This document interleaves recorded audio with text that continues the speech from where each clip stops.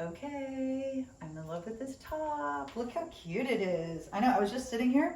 We were just talking about this top and wishing we had it in about 5 colors because I would keep one in every color. So it's a beautiful kind of neutral heathered taupe and brown in the background, and then it has this beautiful dark brown and a little bit of gold in the little python print.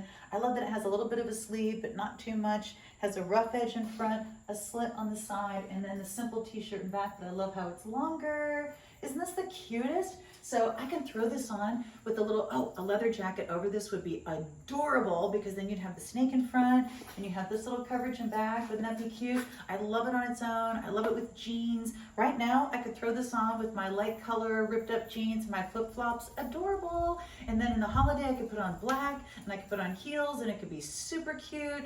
Trust me when I tell you, there are some tops you just look and think, oh my gosh, that top is worth its weight in gold. I wish I had that in 12 colors.